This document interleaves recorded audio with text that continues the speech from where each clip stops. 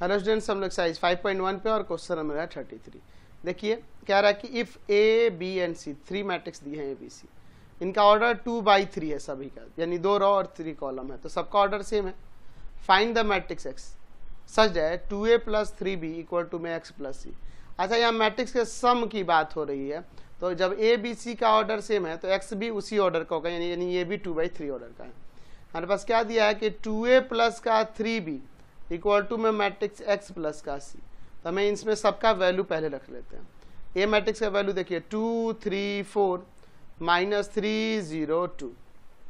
फिर देखिए प्लस में 3 टाइम्स ऑफ बी मैट्रिक्स, देखिए क्या दिया है 3 -4 -5 1 2 1 इक्वल टू में x प्लस में मैट्रिक्स c।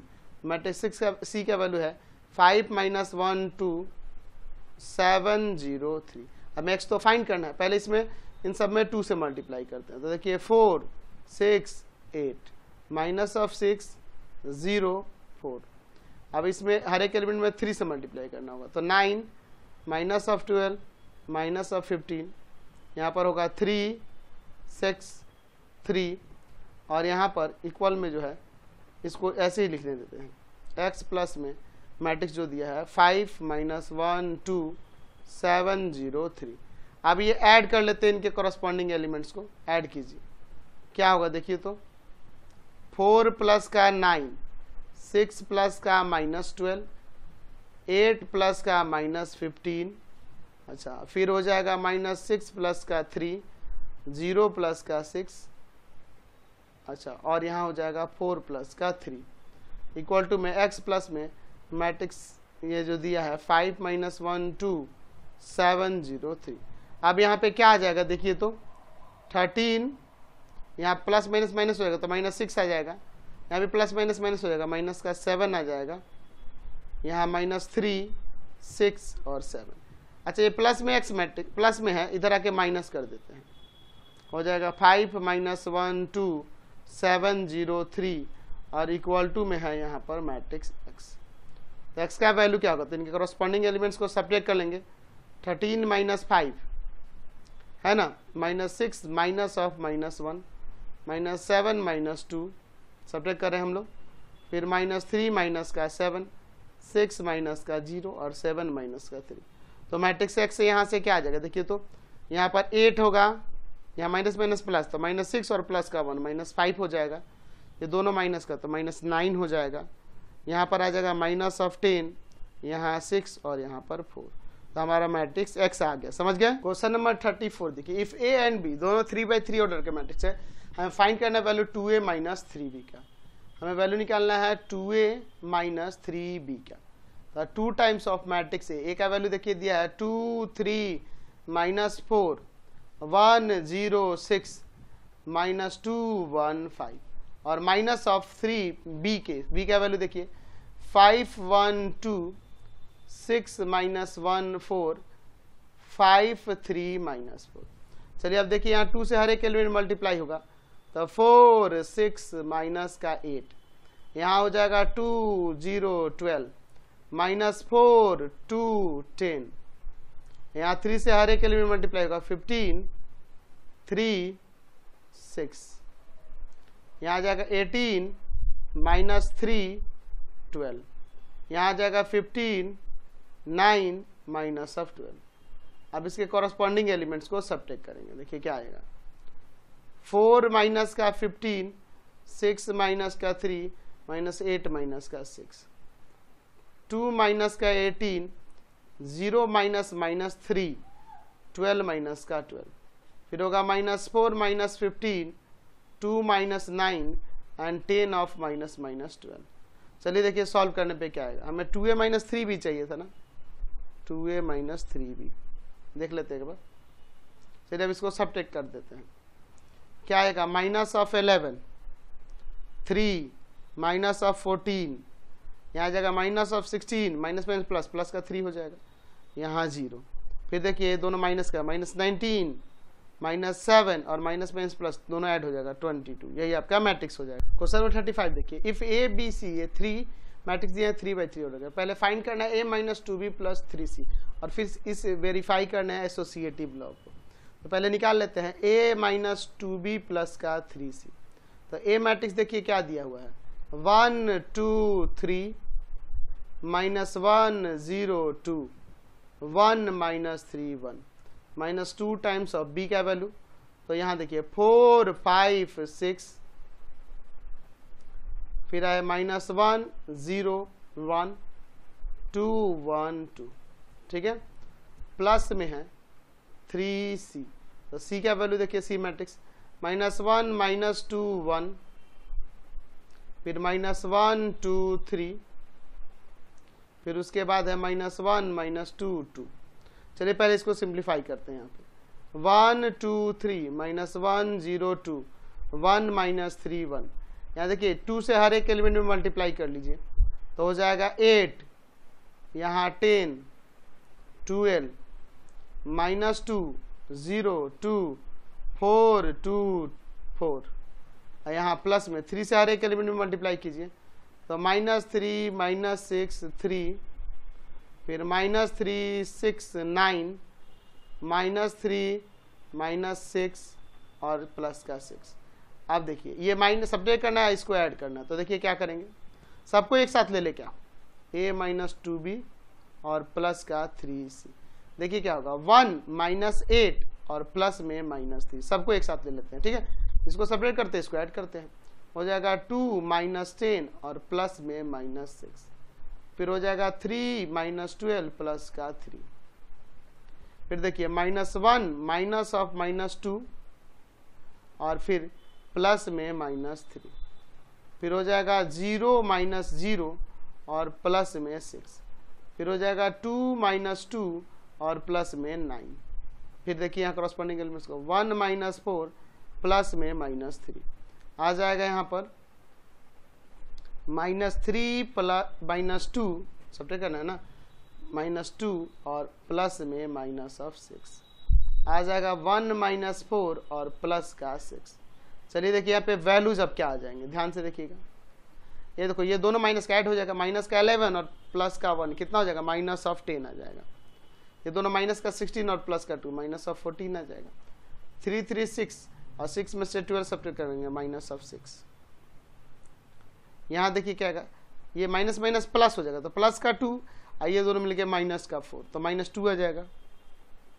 फिर देखिए ये प्लस का 6, 2 से 2 कैंसिल 9 बच जाएगा। फिर यहाँ देखिए ये दोनों माइनस का था माइनस 7 और प्लस का 1 तो माइनस 6 हो जाएगा। ये तीनों माइनस के हो जाएंगे तो क्या आ जाएगा माइनस का 11 आ जाएगा। और यहाँ देखिए 1 और 6 7 और 7 में से 4 जाएगा, आपका कितना हो जाएगा 3। तो ये हमारा वैल्यू आ गया, समझ गए। चलिए अब वेरीफाइड करते हैं इसको।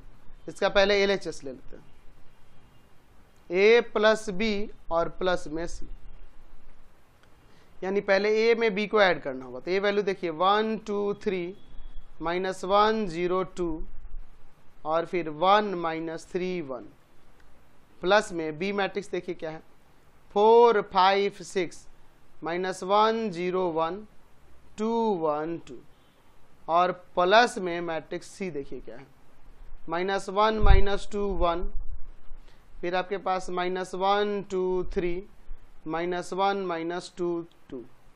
चलिए अब पहले इन दोनों को ऐड कर लेना होगा। तो ऐड करने पे देखिए मैट्रिक्स क्या है, कॉरस्पॉन्डिंग एलिमेंट्स को ऐड करेंगे 5 7 9 माइनस 2 0 3, यहाँ पर हो जाएगा 3 माइनस 2 3 और प्लस में दूसरा मैट्रिक्स जो है माइनस 1 माइनस 2 1 फिर माइनस 1 2 3 माइनस 1 माइनस 2 2। अब इन दोनों को ऐड करेंगे तो कॉरस्पॉन्डिंग एलिमेंट्स को ऐड कीजिएगा 4 आ जाएगा 5 10, सेकेंड रॉ वाले में देखिए माइनस का 3 2 6, फिर थर्ड रॉ वाले में 2 है ना, प्लस माइनस सब्ट्रैक्ट हो जाएगा और फिर आपका यहाँ माइनस का 4 और यहाँ पर 5, ठीक है। चलिए अब इसका RHS वाला पार्ट लेते हैं। तो RHS में है a प्लस में b प्लस c, यानी a मैट्रिक्स लिखिए पहले। यहाँ a मैट्रिक्स का वैल्यू 1 2 3 माइनस 1 0 2 1 माइनस 3 1 प्लस में b प्लस c को पहले ऐड करना होगा।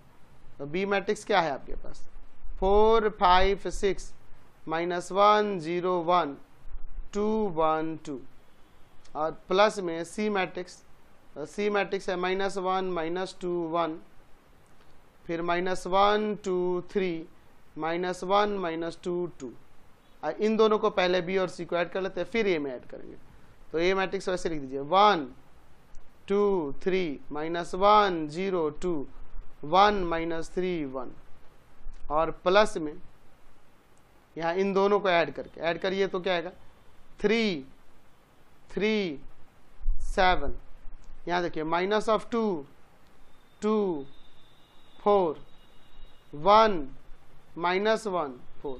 अब इन दोनों मैट्रिक्स को ऐड करेंगे तो क्या आएगा, ऐड करने पे देखिए तो 4 5 10।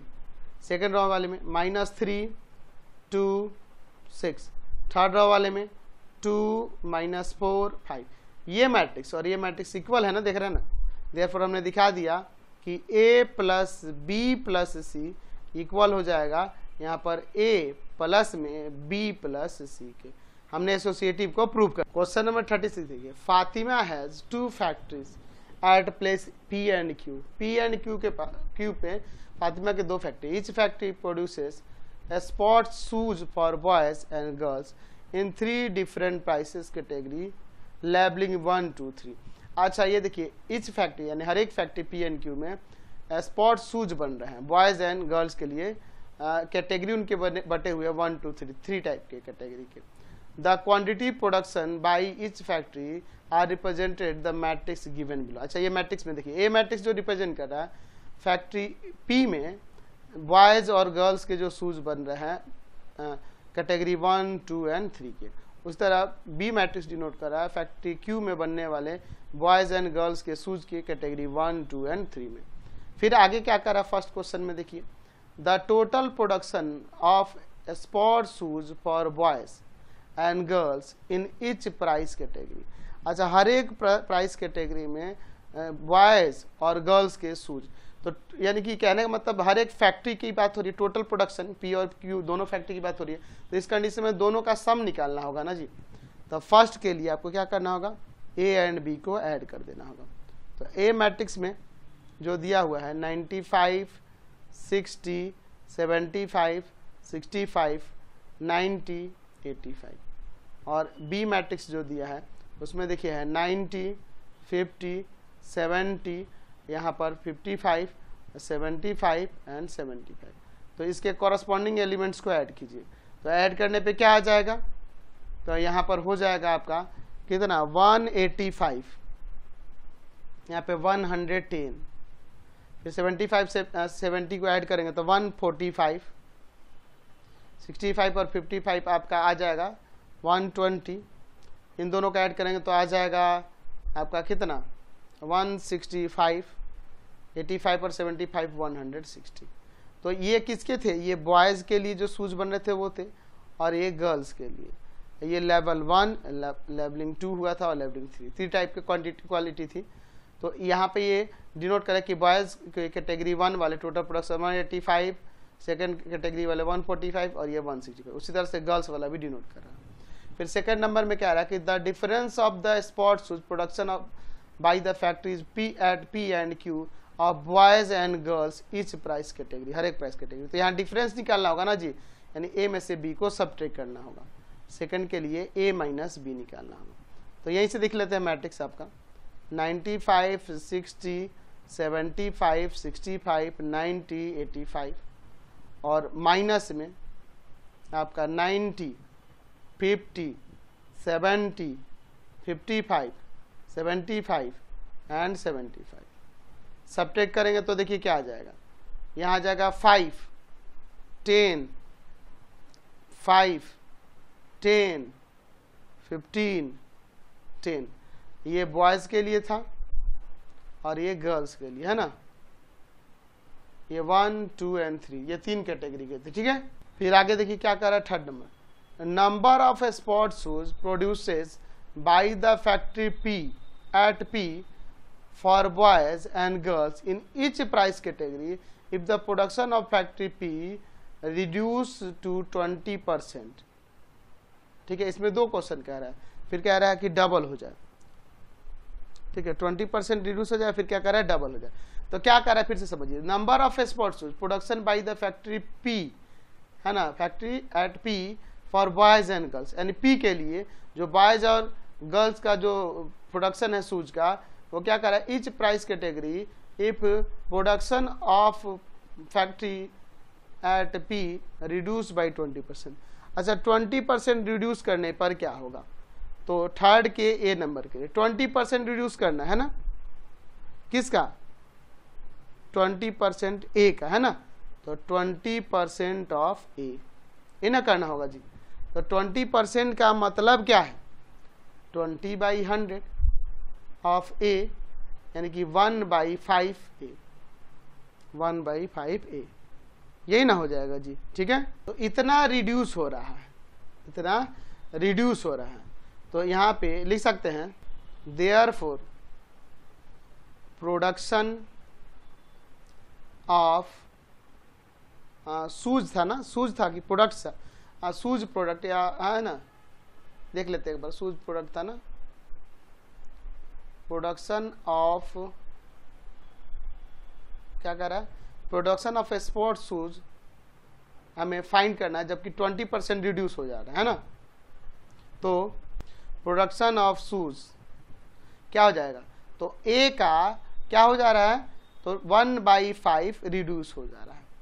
तो क्या आ जाएगा, यहाँ पे एलसीएम ले लेते हैं 5, तो आ जाएगा यहाँ पे कितना, यहाँ पे लिख देते हैं production of shoes in factory P, है ना जी।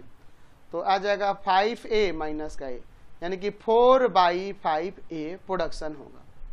तो 4/5 और ए का वैल्यू यहाँ पे रख देते हैं। तो ए का वैल्यू क्या था, 95, 60, 75, 65, 90 एंड 85। चलिए हर एक में मल्टीप्लाई कर देते हैं 4/5 से। तो देखिए क्या हो जाएगा, यहाँ पर देखिए 5 से ये कटेगा 19 टाइम्स, 19 4 जा क्या हो जाएगा, 76 हो जाएगा। 5 से काटेगा 12, 12 4 जा 48 हो जाएगा।